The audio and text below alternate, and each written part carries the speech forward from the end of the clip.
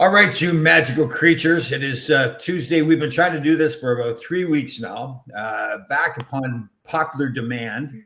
Johanna, do I say it correctly? I keep forgetting. Johanna Johanna, and is it Godinez? Godinez. Godinez, the Puerto Rican princess, the uh, the yoga, the yoga yummy. What else did I come up with? Uh, so again, Johanna and I met each other many years ago at Lifetime Fitness in Harrison, New York. We knew each other to say, "Hey, how are you?" Very polite, cordial, and all this kind of stuff. And then we kind of saw each other on Facebook, right? And Johanna's got a fantastic marriage to her wonderful husband Leo, and it was very interesting. Johanna's really into. Correct me if I'm wrong. You'll add to it, but the yoga and that whole shaman and explain what you would have if somebody asked you what your lifestyle is. Tell me what it is. I'd say I'm a yogi. Okay. Yeah, shamans are more spiritual guides. I wouldn't consider myself a shaman. I wouldn't even consider myself a guru. I know some of my students always tell me that I'm their guru, and I'm like, please don't put me on that pedestal. That's not What's me. What's a guru? A guru, the direct translation is a person that brings someone from darkness to light. Okay. Wow. Yeah. And so I full disclosure here. So we were on maybe like a year ago, something like that. We did a show, right? I want to say it was longer than that. I want to say it was a few years ago. And so I guess I'm like a lot of people. So you've taught me things. But what I tend to do is I'm realizing about myself more is you'll teach me something, I'll understand it, and I won't necessarily disagree with it, but I won't necessarily sink myself into it until I'm ready, right? So all the stuff now is coming back, like you were talking, and you correct me if I'm wrong here. So part of your beliefs are that we really never die, as like we see ourselves in this body right now, but really in the whole big scheme of things, we move on to something else, and what we view as life with this body isn't really necessarily what the universe sees us as. Is that accurate to say it that way? Absolutely, yeah. And I mean, if you want to bring it into science, like energy is neither created nor destroyed. And there's a part of us that is this energy that you cannot see through an x-ray or feel in your bones or even figure out where it is in the brain. And that part of us is a part of universal consciousness. So like we're just kind of stuck in a minute physical body, and we get so identified with our physical bodies that we feel like this is what we are. We are our thoughts. We are this meat suit.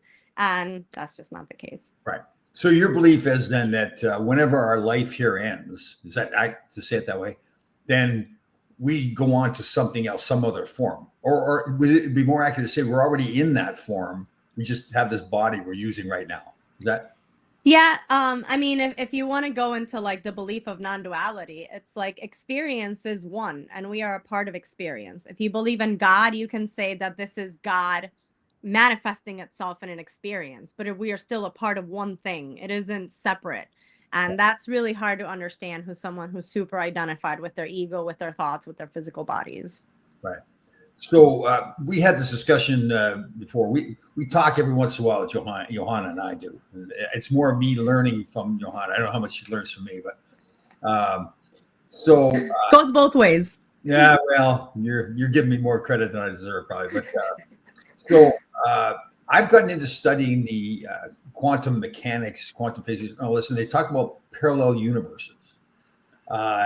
So the theory is with parallel universes that as we grow up, we constantly making decisions. There's a fork in the road. You've got to go left. You've got to go right. And every time you make a decision, that forms a new Johanna, a new Tom. Could be simple as you have one more hair on your head than the other version, and you go through it. And ultimately, now there becomes millions of Toms and Johannas out there living in different universes. And so in one universe, you're already no longer this person. To say dead isn't really accurate. It's just you're not the same person. Mm-hmm. Do you believe in that? Like, do you go that far with the belief, or? I mean, that's a theory, and I can't disagree with a theory because I can't disprove it. Yeah. In I guess my way of thinking about it is karma, right? Like you're faced with a decision, you create an action, that action will have a reaction. Every action that you take will have a different action, and that will in turn kind of open this door of what is going to happen next. And that's why in non-duality, like the question of free will is a little iffy, because basically they say that you will always make the decision you're going to make based on your knowledge, your experiences, and your DNA. So the free will aspect of it, they question a bit, but I also don't know if I believe that all the way, right? So there's just so many ways of seeing life and thinking about it. And the parallel universe idea is just there's every single thing that happens will have a specific consequence, which means that if something else were to happen, then that's going to open in a different direction. And so when you start looking at like what led to here and what would happen if we go to there, that would be the idea of that parallel universe. If that other decision would have been made, then this other door would have been open, and these are the other things that would have happened based on that action. And do you think, like you mentioned a couple times, opening up our minds to believe in a lot of different possibilities? That if somebody believes a certain way, you say, "Oh, okay, that could be true." That's not necessarily how I believe, but you're not necessarily wrong in believing that way, right? Like, Yeah. Right. I don't want to get too personal, but you've had this discussion with you and your husband where you kind of have different beliefs about that kind of stuff, but understand that, okay, I mean, I love you. Doesn't mean I don't love you. Just I disagree on your beliefs and stuff. Yeah, and I think that that's the beauty of life. Like, but the thing also with that is being as open-minded as possible is also gonna leave those seeds of what if this was the way that it was, and it does open you up to different possibilities, because one of the things that holds us back and creates the most division is our belief that my belief is the right belief and you're wrong and I am right.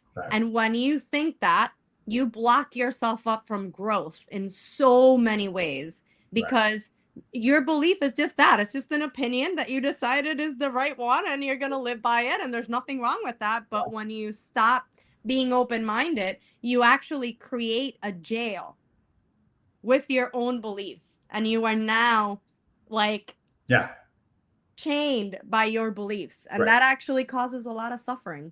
And conversely, if you open up your mind, the things that happen to you. So I never would have thought this way many years ago, obviously. So the other day, well, I'll back up. Months ago, I was on Facebook. I saw this woman. I do a lot of stuff with Northwell Health. I think I met her. She popped up as a friend because she was with Northwell Health. Either way, I really didn't know her.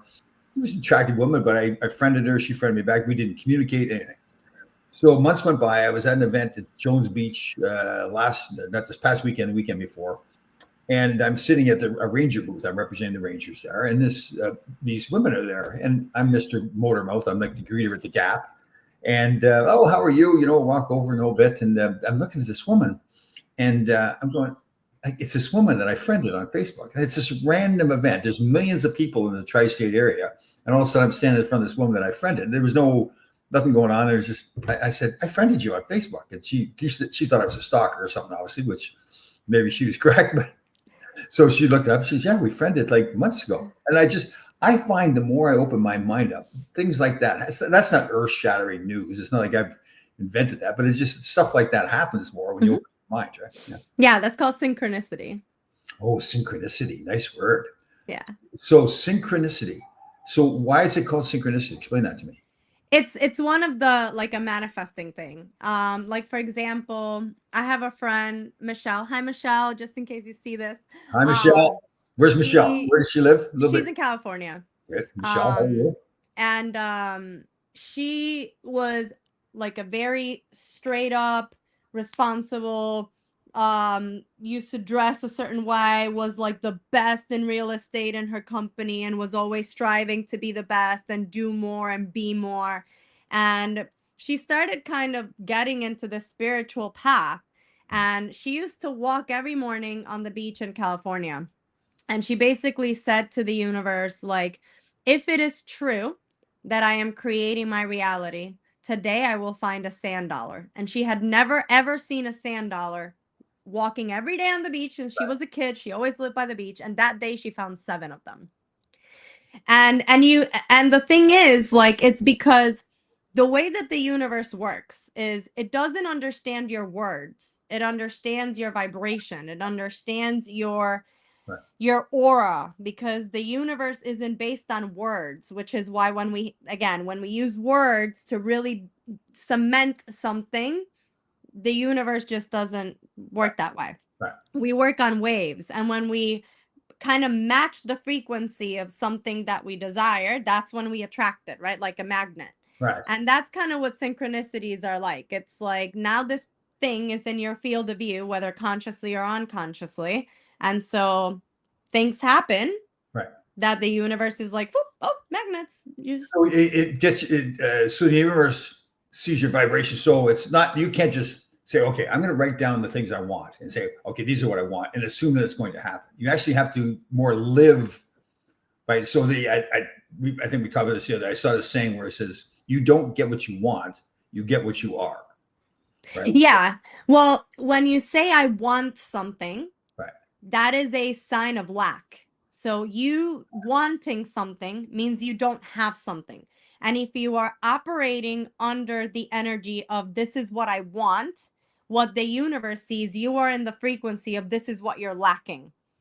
So for example, and we were talking about people being in abusive relationships, for example. So if I am in an abusive relationship and that relationship ends, and my thoughts are in, I don't want a person that does this to me. I don't want to be a victim of my thing anymore. I don't want. And all you're seeing though is this person that's doing that, saying you don't want it, but that's all you're seeing. More than likely what you're going to attract is somebody else that's doing the same thing. So then how do you not get that? Then what do you say? Like, how, instead of saying I don't want, what do you say? You have to be, I'm receiving it. Like I am, everything is coming to me. I am a magnet to the things that are meant for me. And then you start, instead of being in that lower vibration of negativity, of lack, you raise your vibration by living as if, right? So if you desire to have someone in your life with certain qualities, you don't look at the qualities that you don't want them to have. You focus on the qualities that you do want them to have, and you start attracting that. So it's just a little bit of a shift. It's not really that huge of a shift, but it's living as if and knowing that this is what's coming to me instead of this is what I don't want happening to me, or living in the state of this is what I'm missing. So this is what I desire to come my way. So it's just a bit of a shift. And sometimes it's hard to see that shift, right? Because it's acting as if you already had it, because the universe knows that, I mean, you are part of the universe. The universe wants you to be happy. It wants you to be love. It wants you to be joy. So it's more just accepting that, okay, I'm going to live the life the way I want to live it, and then I'll get whatever's due to me, or whatever's coming my way. Yeah. So basically, so my whole life, since I was like 6 years old, I dreamed of playing the National Hockey League. And it's interesting because now that I'm learning this stuff, I never really sat around and thought negatively. I never thought, well, I can't do this. It was always just like, no, I'm going to play. And and actually it was interesting because I wrote a letter my parents kept. I was like 6 or 7 years old. And then a letter I didn't write, I'm hoping to play in the NHL. I didn't write I want to play in the NHL. I wrote I'm going to play in the National Hockey League. Yeah. I never really thought about it before, but I started to realize, well, yeah, I guess I did. It took like 15 years to ultimately get there, from 5 to 21 years old.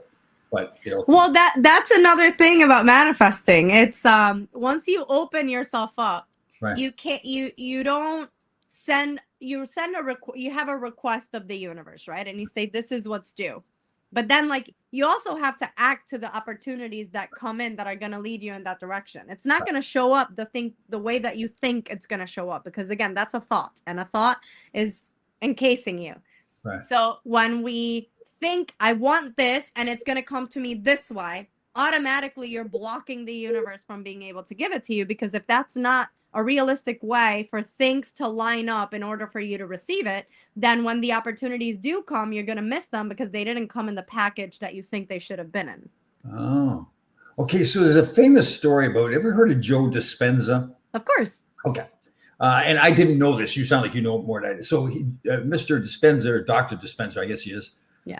Was riding a bicycle, got hit by a truck, and correct me if I'm wrong in the story, and was told in the hospital he'd never walk again. And ultimately, years, whatever amount of time, not only walked, but continued on life. And now is a great motivational speaker and everything. But he tells a story that he really was in the hospital, just all it was just saying, I'm going to walk. Yeah. Yeah. So because he really lived the life of somebody that was going to walk, he ultimately walked. If he was sitting there saying, and if he would have believed the doctors and he would have believed that he couldn't walk, he wouldn't walk. Right. And that's in 2017, I had been training to try out for American Ninja Warrior, and I was the strongest I had ever been in my entire life.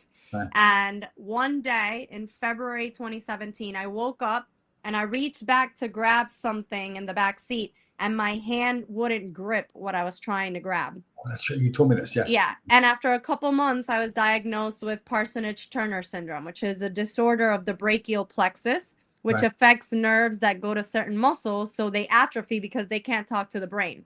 And I was told I would never lift my hands over my head. I would never do downward facing dog in yoga again. I wouldn't be able to do plank. And I can walk on my hands today. Now, it didn't happen overnight. But I never believed the doctors. I was like, never. I'm like, do you know this machine? That's this human body. It's amazing. And if I mean, you have to be patient though. It wasn't going to happen overnight. I couldn't give up. It doesn't mean that I didn't have days when I was sad or I, or I thought, why would this happen? But I didn't let myself go in that victim mentality. I was doing anything that I could to be able to gain mobility again. And still till this day, if I try to lift my arms normally, this arm doesn't lift all the way, but I taught my body to pull my ribs out of the way and come up. So I use different muscles than the muscles that are supposed to do those actions.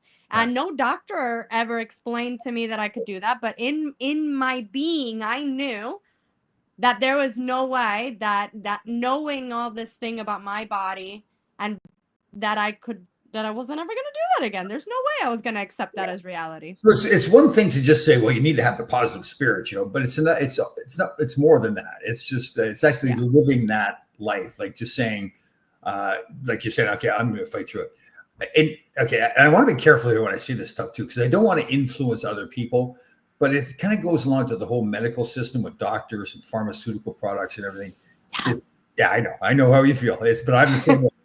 It's just, and I'm not saying every doctor, but the whole medical system it's designed for other people to make money off us, right? It's a business. Yes. I mean, when you make health a business, you are no longer ever going to want to work to heal a patient. Yeah. Like look at all these drugs that are online, right? Yeah. So like there's a drug, it helps you lose weight.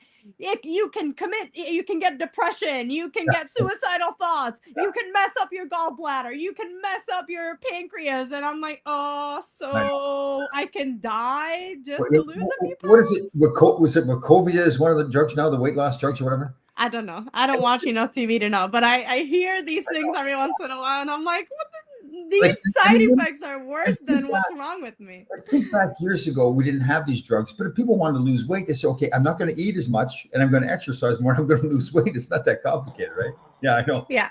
I mean, and not to say that there are some things, for example, women, when they start going to menopause, I went through early menopause and I'm having issues with hormonal balance now. So it's much harder for me to lose weight now than it was before. But still, like, there's foods that I can cut out that are going to help me with like how my hormones react in my body because they affect your endocrine system. Like, if you just start learning about things instead of just saying, I want a quick fix. The problem with humans is they don't want to work for anything. They want the quick fix. And with the quick fix, like, it's hard to learn a sustainable way of living in that new you that is going to truly deserve what you're getting because you're working for it and you are moving and acting in a way as someone who is that person. Right. And don't you think too, it's, and you touched on, it's the learning part too. Like I found, like, and I joked around about it early, like you told me about the vibrations and all that. I was kind of like, oh, okay. But until I went and really researched it, no disrespect to you, but I went and really researched it myself, I didn't really understand it. So therefore it didn't really work for me. But as soon as I go and do my own homework, and now in my mind, I know what's going on. Now it works for us. So yeah. Well, there's a difference between intellectually understanding something and then starting to operate from a space where like your subconscious accepts it and Right. you're moving as that new person. And in Right. yoga, it's called Jnana Yoga. So Jnana Yoga is the yoga of knowledge. Basically, in the Yoga Sutras of Patanjali, it states that ignorance is the biggest obstacle that we have in our mind. The Uh-huh. biggest one is just the fact that we Oh, really? don't really know and we hear something and we just take it for what it is without really understanding it and then operating as if that's the truth without really knowing if that really is the truth or not even questioning it. And that ignorance leads to a lot of suffering. So Jnana Yoga is about you obtaining knowledge, not just of books, but also of yourself, right? Like, why do I operate the way that I operate? Because one of the cool things about yoga is right now in the world that we are living, we tend to put our responsibility on other people, right? So for example, I'm going through some trauma. I go to the psychiatrist. Just because I'm going to the psychiatrist, he's going to fix me. And that's just not really always how it works. Like they can help you, but the change has to come from you. It's not going to come because someone else is going to like bing Right. with a magic wand and somehow change something about you. And that's the work. And everything and to change how we are experiencing anything, it takes work, Yeah. inner work. Yes. So here's an interesting, one of our listeners here, Danny Erickson. When I go to the grocery store, I feel that staring at, I'm at a great enemy, the sugar. So, but I think it's a good point. So you watch commercials now on TV, and it's all like the tasty foods, right? Full of all this crappy chemicals and sugar, which is sugar is one of the biggest enemies we have. And Denny's no different than anybody else. Now that's what you see all the time. So when you go to the store, and it's always big fancy packages and everything, that's what you get drawn to because you've been kind of brainwashed into wanting sugar all the time. Where if you really in the US, let's make that very clear. That's Other countries, not so much. Yeah. But yeah, and well, first of all, thinking that it's an enemy alone means that it's something you have to battle.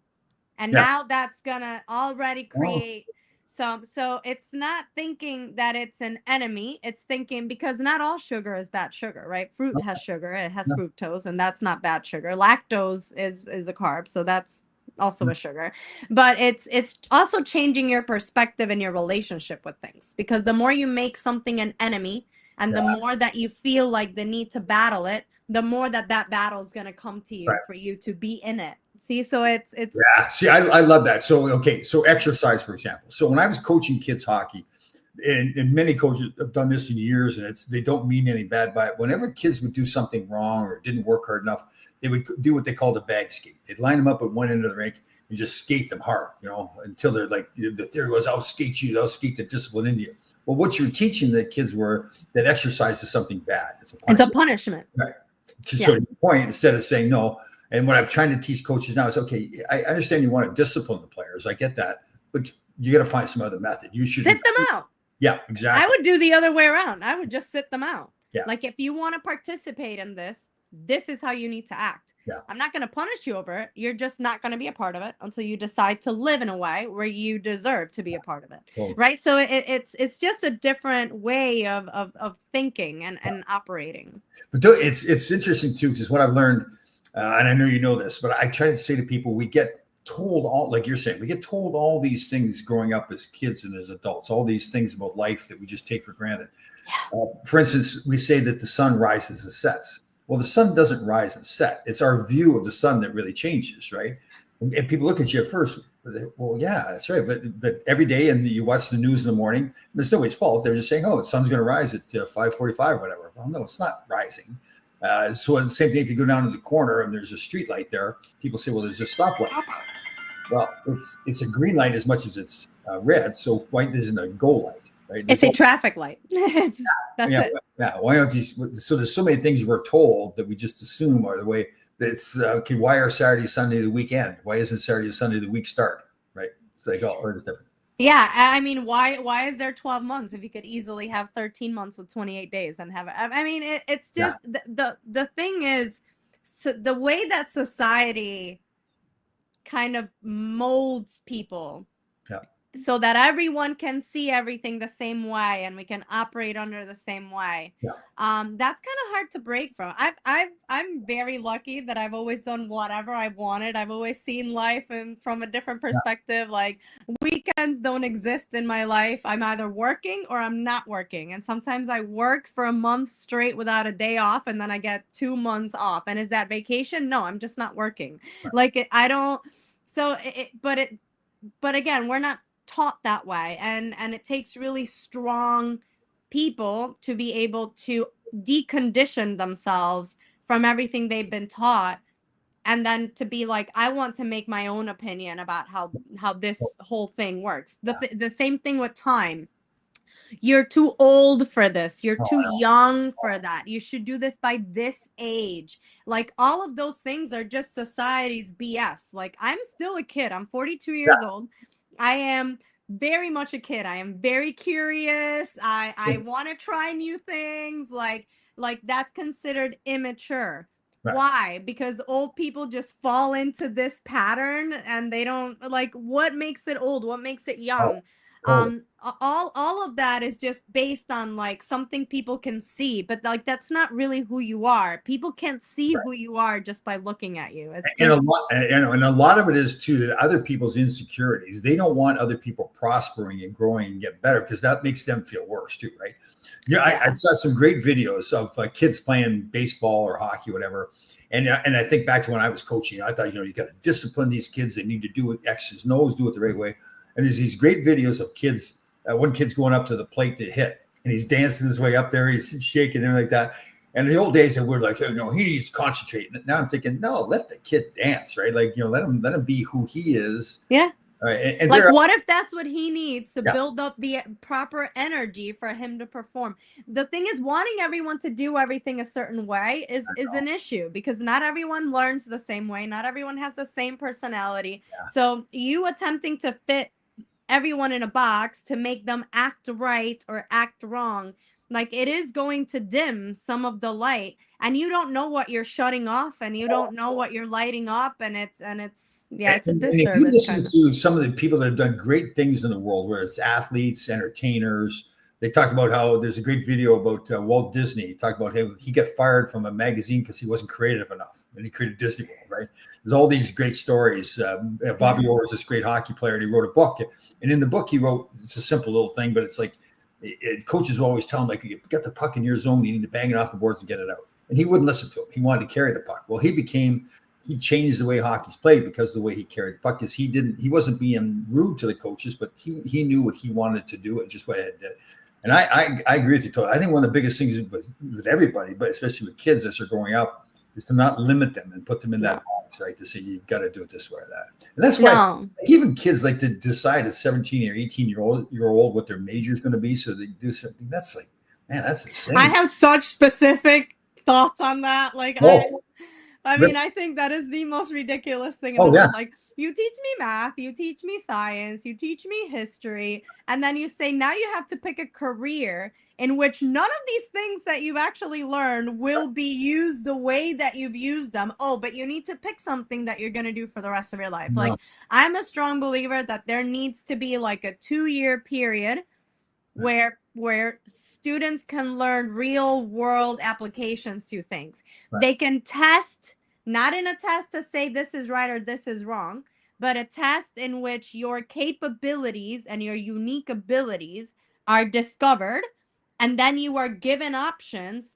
Like, listen, you're really good at, like, critical thinking, so these are different industries where you could apply that. Or you are like a person that is really good at mechanical things, so maybe mechanical engineering, right? And then teaching them a little bit about what these different industries are. Because I studied business because my dad owned a business. I studied marketing because I considered myself creative.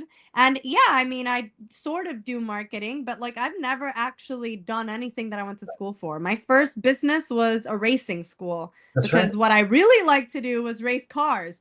And I didn't have the funds to race cars. So I was like, how can I stay in this industry? So I got an MBA just so I could get financial aid money so I could keep racing cars. Like, Right. and the thing is, like, when you stuff someone's creativity, you stuff their ability to actually come up with these Uh, things on their own, right? When you foster their creativity, that's when new things can be formed. If everyone thought the same, no new ideas would be birthed. So okay. it's, So yeah. let's think about it. Let's say you're a business. You're like some you make widgets, and you're going to hire somebody out of college. So you've got the option right now of hiring somebody that's a business major or economics major, whatever. Instead, now if you didn't have a major, you just went to school for 4 years, whatever period of time you want to go, and you leave with, like you say, a test that tells you, okay, here's where you, based on your scores, you don't have to do this, but these are where it's recommended you go based on your scores. Now you'd have this well-rounded person that could do anything for you, right? Yeah. Instead of having one person that's okay, I'm going to be an accountant or I'm going to be a financial planner. Yeah. Like I haven't done a lot of corporate world work, but in 2008, I was supposed to drive a racing series, and that would have been like my chance to make it as a race car driver. But the company that was sponsoring us was a mortgage company, and we had a crisis, and they had to pull out.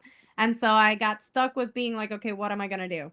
And so I worked for Leica Microsystems for a while. And my job there was the liaison between the events people, clients, and the products that we offered, and making sure that like everyone was kind of hooked up with the right product, with the right representative, with the right salesperson. So I was getting paid, I don't know, 50 grand or something a year to do what I was doing. And one day, like, I told my boss from the beginning, I'm like, tell me what to do, but don't tell me how to do it.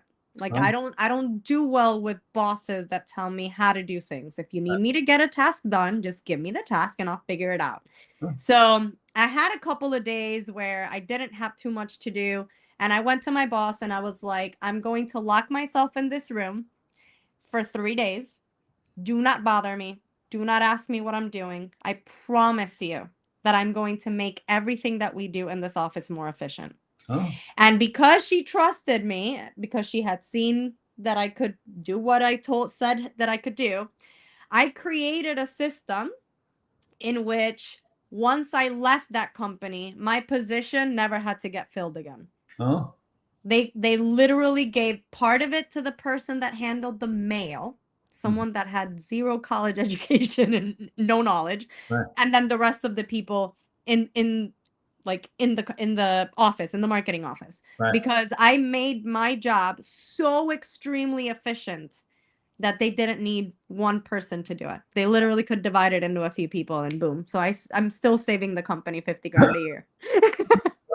And you were rare to do that because in essence you're moving on, but you eliminated your position. But Mhm. that's the issue in the work world where people aren't going to do that because they don't want to eliminate their position, right? Oh, well, that's what you would think, but they appreciated me so much that when I said I was leaving, they're like, "How about this? We're gonna give you a leave of absence for 3 months. Right. And if you can't, because I wanted to start another company, and they were like, and if whatever happens, it doesn't work, you come back and your job is here safe for you." So some companies do appreciate things like that Yeah. because they realize that it's an asset to have someone that is a self-starter, self-motivator, that thinks outside the box, that's able to take problems and find different solutions to those problems. And good bosses, a good manager will never be a micromanager, and they will never be the person that knows the most in the room. Right. They will want people under them that are the experts, and they will legit be asked a question and be like, I may not be able to answer that question, but this person is the person that I know can. And they will know the strengths of everyone on their team. They're not going to want to be the number one on their team because that's limiting. It's not expanding. Sure. But people go on their ego, and Oh, yeah. it's just it's a different way of looking at the world, Yeah. you know. So what's the name of your company again? Bay Lifestyle? Bay Lifestyle. Yeah, it starts for Beyond Asana Yoga.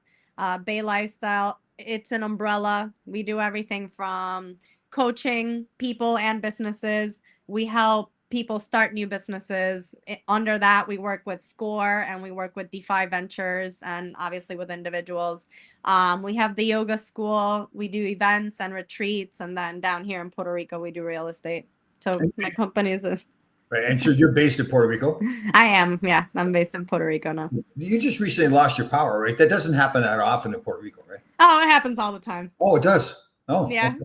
Yeah, we ever since the big hurricane, Oh, they that's right. haven't really done. But I mean, So again, you can either let that bother you or just know that it's a part of life and Is, work is that around it. how most of Puerto Rican people feel about it? It's like, okay, that's what we have.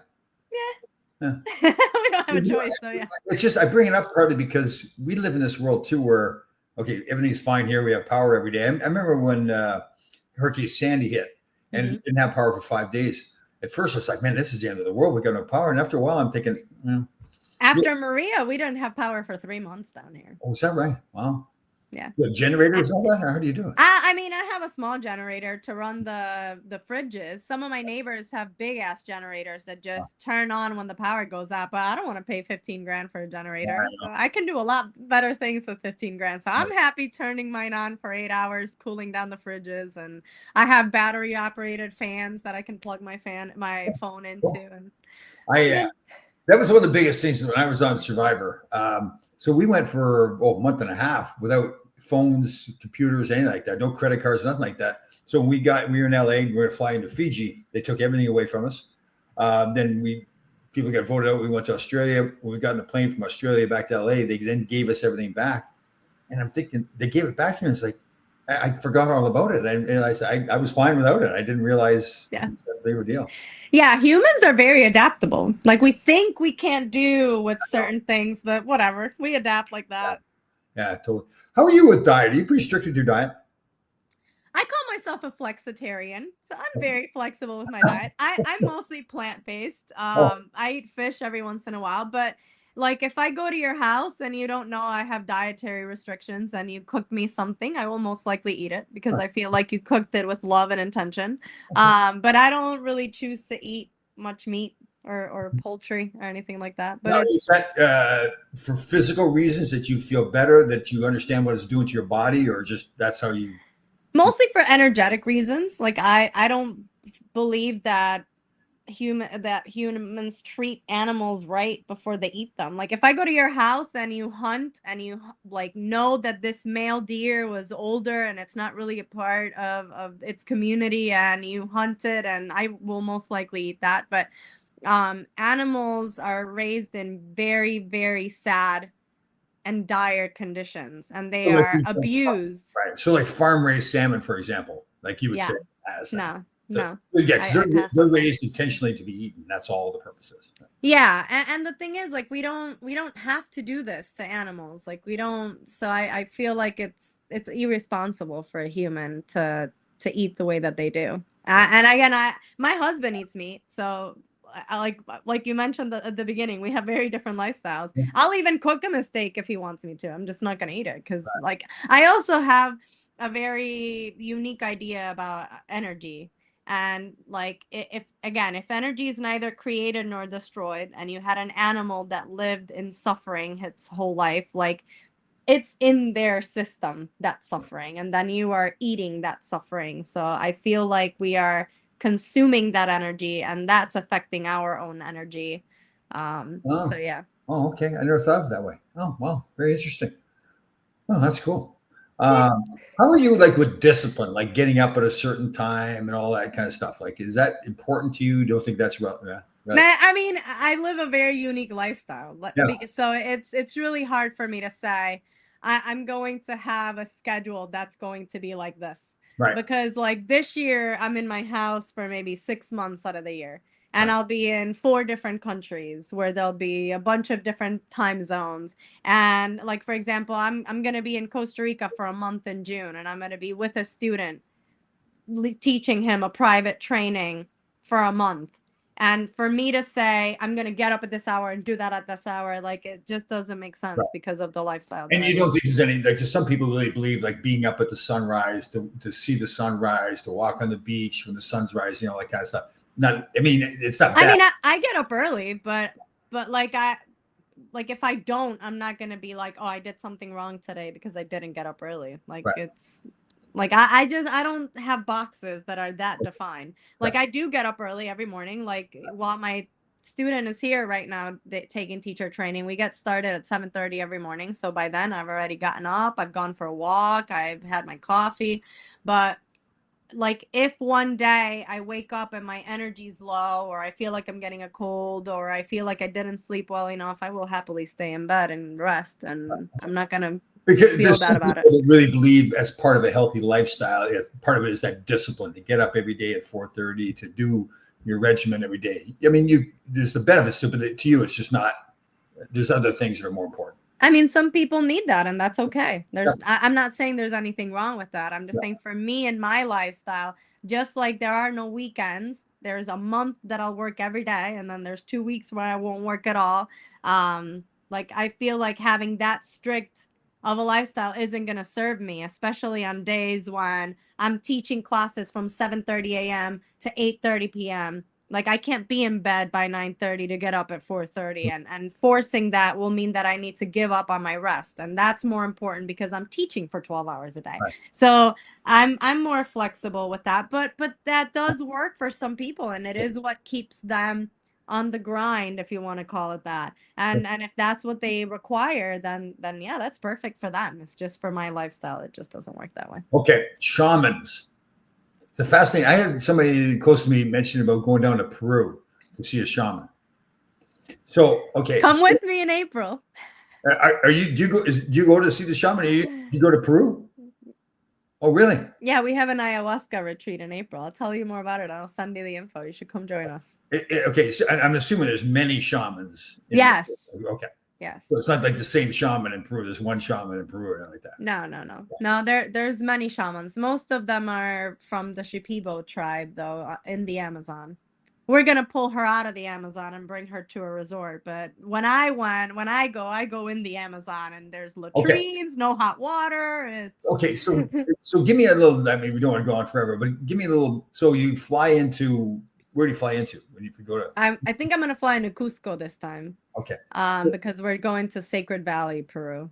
Okay, so you go into this. You're meeting this shaman that's living out in the woods or in the forest. Yeah, they live in like huts in the woods. So what do? Hire a guide to take you into the last time? Well, I mean, they have like a little center, but like you go to the bathroom in a latrine and you take baths with plants and buckets and things because they don't have like normal running water and stuff. There's no internet. There's no internet, phones, stuff like that. I mean, they have a center where they can go and have internet because that's how they market their thing. Right. They have someone that runs that, but you're not allowed to use your phone while you're there. Right. And how long are you there? Last time I was there for only 6 days. This time we'll be there for about 9 days. And so what's the goal of going to the shaman? Is there different reasons people go? Mm-hmm. Yeah, there's different. I mean, I go for plant medicine purposes. Yeah, and I just, it's much smarter to do it with a shaman than to just do it recreationally. It's just a different reason. Plant medicine purposes. Mm-hmm. Okay, should I not ask too many questions, or you can? I mean, I'm open with it. I don't mind. So is it like, are you getting into like the mushrooms? Is it like yeah, plant medicine. So in this ceremony that we're doing, we'll be doing 3 ayahuasca ceremonies, and we'll be doing a Wachuma, which is San Pedro, which is peyote. Right. But yeah, you do this with shamans, and you have a person, you have different people for different things, right? So we have one person that will read your energy, and they use an egg and they put it all over your body, and then you shift the energy in the egg, and then they break the egg and they read the energy, and based on that, they'll know what plants they need to give you to get ready for the experience. And those are not crazy plants. Some of them are purging plants, so you may throw up or whatever to get your body ready for the plant medicine. And then you talk to the spirit of the plant, which for ayahuasca is Mama Ayahuasca. Mama Aya. and what is ayahuasca? Ayahuasca is a mix of the inside of a tree and leaves, and they make a tea out of it. Is this where are you saying hallucinating is the proper term or no? Yes. Oh, big time. Yeah. Big time. Oh. You're in another world. You're in another dimension. So I had a buddy of mine. He was a former Navy SEAL, a retired Navy SEAL. Had a drinking problem. and he went to one of these retreats. He said it was one of the scariest things he ever did, but one of the best things he ever did. Is that a good way to describe it? Yeah. Right. And Yeah. you've done this several times. Yeah, I've done different ceremonies with different plant medicines. Yeah. Right. But I've also been into hallucinogenics since I was very young in a recreational way. Okay. So that now that I'm an adult, I'm responsible with it, and I do it more for the spiritual purpose and not just to go party. Right. Well, I'll admit, this is years ago. I don't want to tell who it was. We went for a trip down to Miami Beach, and he had some buddies that were slightly sketchy, but we called one guy the pharmacist.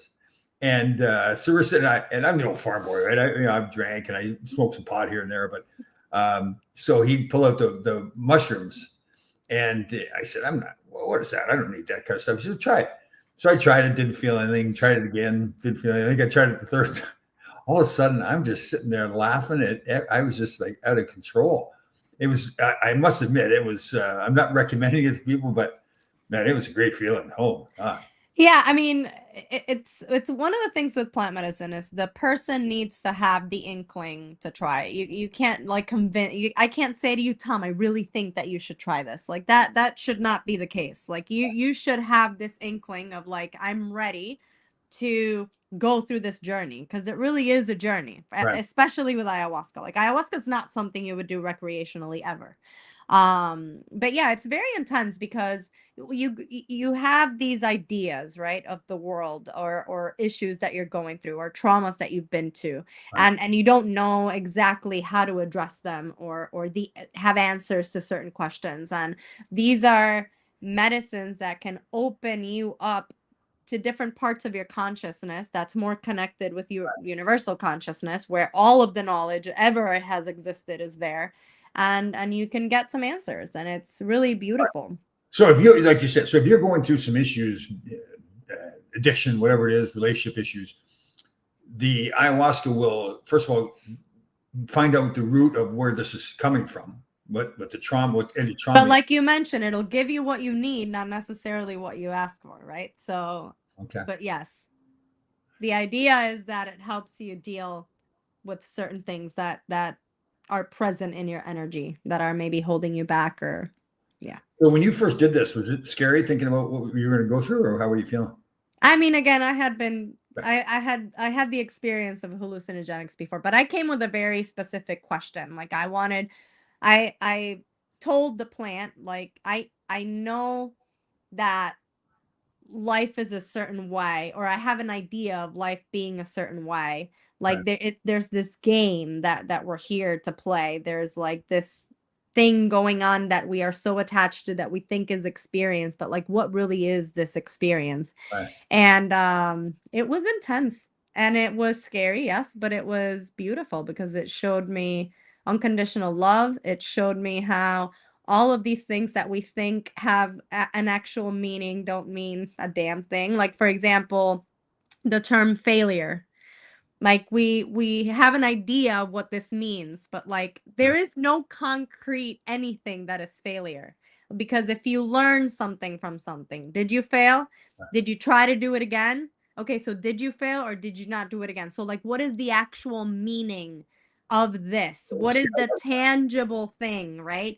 And it showed me that like that's the case for most things. Like everything in your mind, all these thoughts are just your opinions, and when you get really stuck to them, you suffer. Like that is a huge root of cause of human suffering, is the fact that like we are so cemented in our beliefs, but beliefs are just opinions. Like there is no truth to any of it, or there may be more truth to some than others, but it's the fact that you believe it that it becomes your reality. But that doesn't mean that it's anybody else's, or that it serves anybody else, or that it serves you for that matter.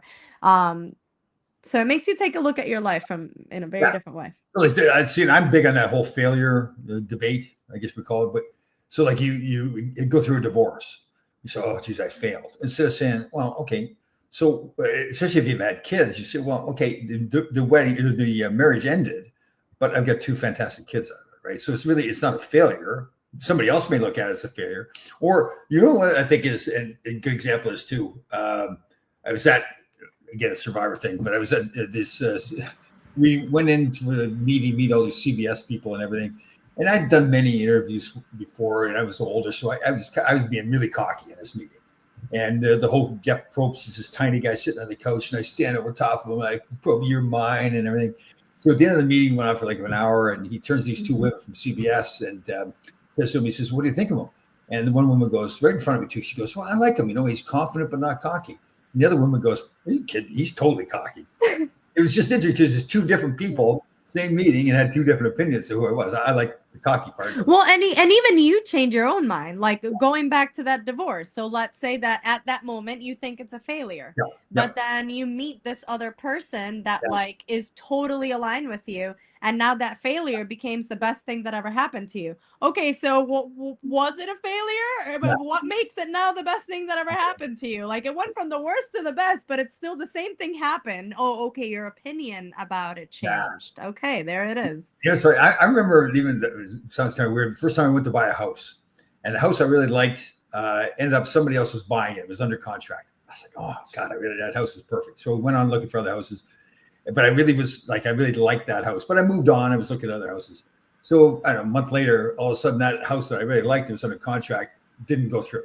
So now I had enough. And I know it's a small thing, but I started to learn, like, well, because I just moved on, I wanted it, but I didn't sit around and worry about it so much. I didn't get that house. I just continued on with my life, looking around. The house came back to me. Right? So, yeah, if it's meant for us, it will be there. It's but and that's faith, and that's a whole nother subject. But like in my eyes, like that is the meaning of faith. Faith is like if you really understand and you trust that something that is meant for you is coming to you. Right. And you're willing to let it go and not be attached to it, right. but at the same time you have a clear idea of what it is. Right. Like, so and that's you know that if it's meant to be, it will be. Right.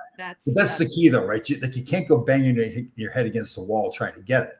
You've got to say, okay, this is what I want. It's not there right now. I'll move on with my life, continue to improve, and that what I want will come back to me. Maybe in a different form or whatever. Yes. But will come back. Yeah. All right, everybody. So this is the great, and I do mean great, Johanna Godinez. I'll get it. So we're gonna try. I think we're gonna start like maybe doing like every 2 weeks, and because we want to make sure we get enough content. So I really want to get into this. I know we do other shows talking about hockey and all that kind of stuff, but I'm really into this mental health and understanding how your mind and body works and all that kind of stuff. And Johanna's obviously very good at this. So again, we're going to shoot for 1 o'clock. We'll see you in 2 weeks. Again, her company is Bay Lifestyles. Bay Lifestyle. Bay Lifestyle. If somebody wants to get a hold of you, then have you got a website, Instagram, Facebook, what? All the above? Instagram is right there at Bay_lifestyle PR. My website is bay-lifestyle.com. Or you can call me 815-501-5070. I'm down to chat. Even if you don't agree and you want to battle it out and have a good shadow work conversation, I'm happy with that too. And I tell you, I think that's fantastic. You said that. That's a great way to learn things, right? Open up your mind, say, okay, this is how I believe, but I want to hear what somebody else's opinion is, right? You got absolutely. Yeah. We grow a lot like that. All right. Good to see you again, you Puerto Rican princess. You too. That's what we'll call you. They'll call you the Puerto Rican princess. That's what we'll do. Okay. Great to see you again. You too. Have a good one.